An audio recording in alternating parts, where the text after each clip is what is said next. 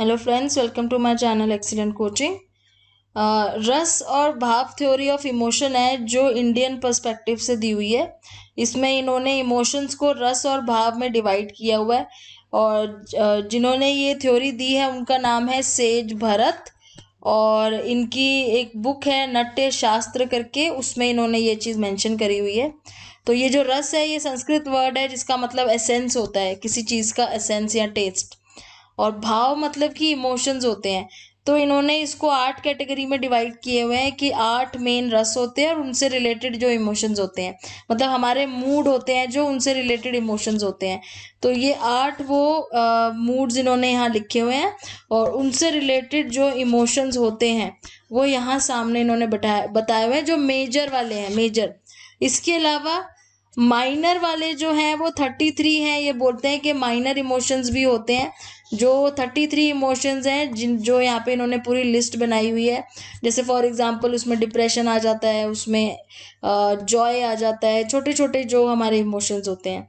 तो यहाँ पे ये सेज भरत बोलते हैं कि इंडियन उसके अकॉर्डिंग यहाँ पे काफ़ी सारे इमोशंस हैं। तो इंडियन पर्सपेक्टिव से देखें तो खाली 7-8 इमोशंस नहीं है, हम उसको और डिटेल में माइनर में भी देख सकते हैं कि बहुत ज़्यादा इमोशंस जो हैं वो यूज़ होते हैं इंडियन पर्सपेक्टिव में। उसके अलावा फिर आ जाता है subjective wellbeing, some thought on personal happiness.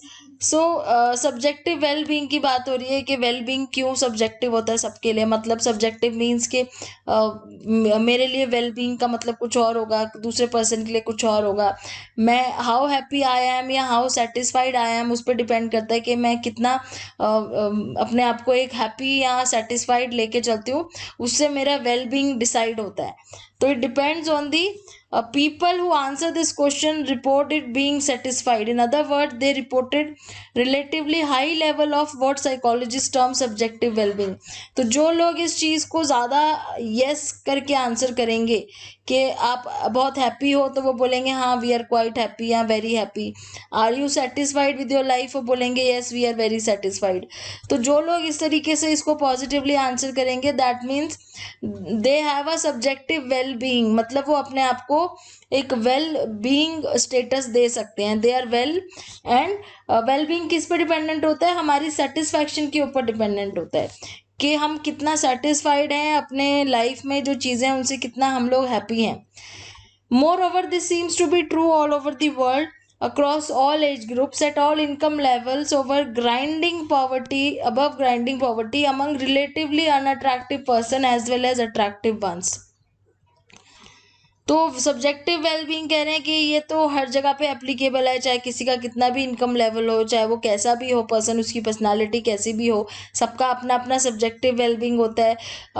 कोई अपने लाइफ को सेटिस्फैक्ट्री मानता है, कोई नहीं मानता है। So does it mean that everyone is happy no matter their life circumstances? Not at all. In fact, several factors have been found to influence subjective well-being. तो subjective well-being से related बहुत सारे factors हैं जो इसको affect करते हैं।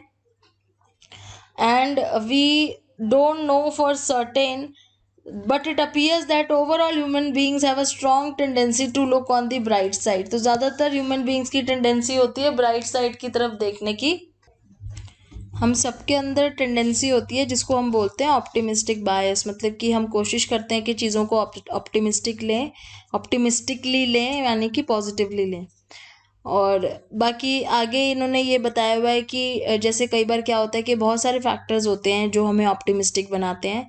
पहला फैक्टर इन्होंने लिया है जेनेटिक फैक्टर होता है, कईयों के अंदर टेंडेंसी होती है ऑप्टिमिस्टिक रहने की, वो इजी गोइंग टेम्परामेंट वाले होते हैं, वो हैप्पीनेस को हर जगह मतलब हैप्पी रहने की कोशिश करते हैं, दूसरों के साथ जल्दी वो हो जाते हैं, दे गेट अलॉन्ग वेल, मतलब दूसरों के साथ जल्दी घुल मिल जाते हैं।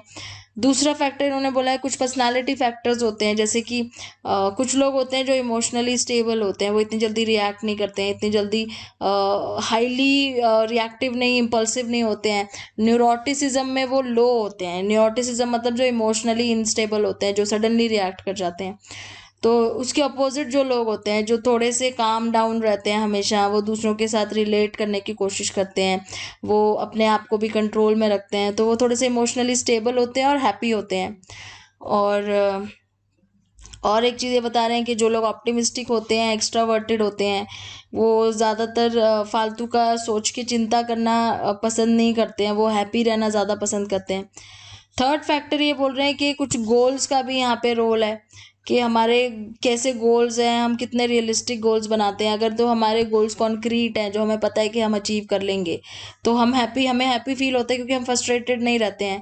रियलिस्टिक गोल्स होते हैं जो हम कर भी पाते हैं अचीव, उससे हमारी self esteem, self efficacy, self concept ये सब इंक्रीज होता है। बट अगर हमारे गोल्स ही एकदम अनरियलिस्टिक हैं, जो हम कभी पूरा ही ना कर पाएँ, तो फिर तो वो फ्रस्ट्रेशन से हैप्पीनेस ऑब्वियसली कोई फ्रस्ट्रेटेड होगा तो वह हैप्पी नहीं हो सकता। फाइनली ये कह रहे हैं कि एक्सटर्नल कंडीशंस होती हैं, जैसे कि people living in wealthy countries are happier, तो जो वेल्दी कंट्रीज में रहते हैं वो हैप्पियर होते हैं in compare to poor nations में जो रहते हैं उनसे कंपैरिजन करें तो। और कंडीशन जैसे कि बोला हुआ है married people tend to be happier than single people, तो मैरिड जो होते हैं वो they are happier than single people. और ये डिपेंड करता है अकॉर्डिंग टू कल्चर कि इसमें क्या है। तो कंटेक्स्ट का भी रोल यहाँ पे बता रहे हैं, जैसे कुछ लोग अपनी जॉब से बहुत ज़्यादा सेटिस्फाइड होते हैं, बहुत हैप्पी होते हैं, कुछ लोग नहीं होते हैं। तो हैप्पीनेस के और भी बहुत सारे रीजंस हैं, और वही चीज़ आपकी वेलबींग को भी कंट्रीब्यूट करती है कि अगर आप हैप्पी हो, सेटिस्फाइड हो, तो वो आप अपने आप को एक वेल बीइंग की कैटेगरी में डाल सकते हो कि you are subjectively you are well off. Perhaps much more surprising that these findings are the ones indicating several factors we might expect to be related to personal happiness. For instance, contrary to widespread belief, wealthy people are not significantly happier. अब कुछ चीज़ें अभी कह रहे हैं, जैसे ऊपर जो भी इन्होंने बोला है ना, कुछ चीज़ें बिल्कुल ही उसके उल्टा भी होती हैं। बहुत सारी ऐसी फाइंडिंग्स हैं जिसमें एकदम उल्टा है, जैसे कि जो ज़्यादा वेल्दी होते हैं वो कई बार ज़्यादा परेशान होते हैं उन लोगों से जो कम वेल्दी होते हैं। मतलब जो वेल्दी, जो ज़्यादा पैसे वाले लोग होते हैं वो कम हैप्पी होते हैं एज़ कम्पेयर टू जो पुअर होते हैं। और इस तरह की फाइंडिंग्स भी हैं। और ऐसे ही जैसे मैरिड और अनमैरिड लोगों को लेके भी कुछ लोग कहते हैं कि मैरिड लोग जैसे यहाँ लिखा था कि मैरिड लोग ज़्यादा हैप्पी होते हैं, कोई अगर हम कुछ लोग से पूछेंगे तो वो कहेंगे नहीं अनमैरिड ज़्यादा हैप्पी होते हैं। तो इस टाइप से कुछ ऐसी फाइंडिंग्स है जो बिल्कुल ही उसके उल्टा भी दिखाती हैं। Similarly personal happiness does not decline with age, तो ज़रूरी नहीं है कि पर्सनल हैप्पीनेस डिक्लाइन हो जाए एज के साथ, जबकि एज के साथ साथ क्या होता है कि आपकी इनकम भी कम होना शुरू हो जाती है या फिर बंद हो जाती है रिटायरमेंट के बाद बिल्कुल ही, और आपके जो सोशल सर्कल भी है वो भी कम हो जाता है। लेकिन फिर भी ऐसा मिला है कि ज़रूरी नहीं है कि एज के साथ किसी की हैप्पीनेस कम हो गई हो। Finally there appear to be no substantial gender difference भी कोई नहीं अभी तक मिला है सब्सटैंशियल कि हम बोल सके कि भाई मेल्स और फीमेल्स की हैप्पीनेस में भी फ़र्क होता है।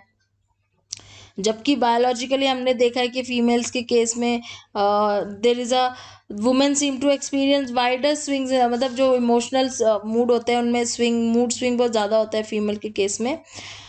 लेकिन फिर भी इतना ज़्यादा सब्सटैंशियल प्रूफ नहीं है कि दोनों की हैप्पीनेस में कोई कमी आती है। तो at last they are saying although many factors can have impact on personal happiness, most people report relatively high level of subjective well-being. तो चाहे हैप्पीनेस का जो लेवल है वो बहुत सारी चीज़ों पर डिपेंड करता है, पर मोस्टली लोग ऑप्टिमिस्टिक होते हैं, वो अपने आप को सेटिस्फाइड, अपनी लाइफ से सेटिस्फाइड मानते हैं। बहुत सारे नेगेटिव आसपास नेगेटिव इवेंट्स होने के बाद भी ह्यूमन बीइंग्स के अंदर एक हाई डिग्री ऑफ ऑप्टिमिज्म होता है और वो अपनी लाइफ को एक पॉजिटिव आउटलुक से देखना पसंद करते हैं। तो this finishes your chapter.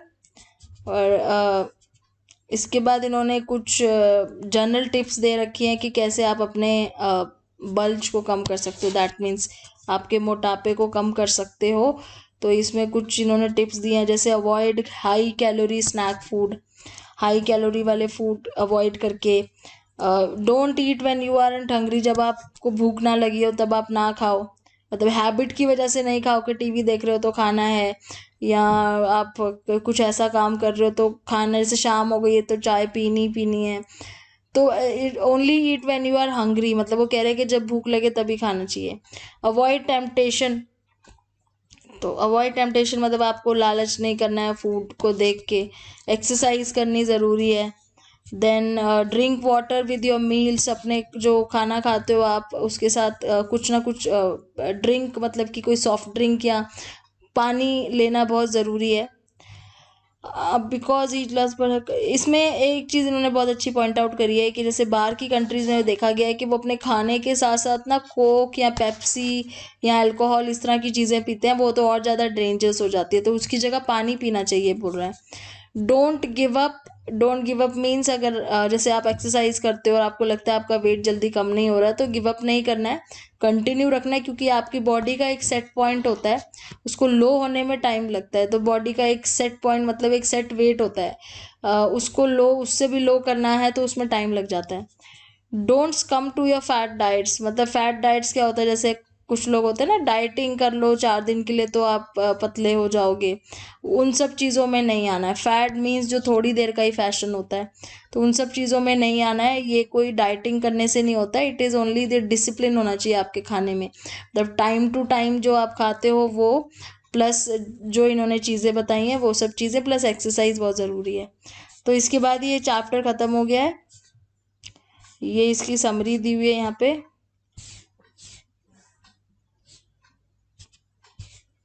Summarise किया हुआ है पूरा चैप्टर।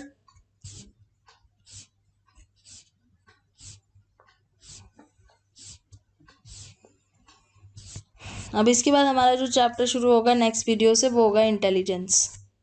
Thanks for watching.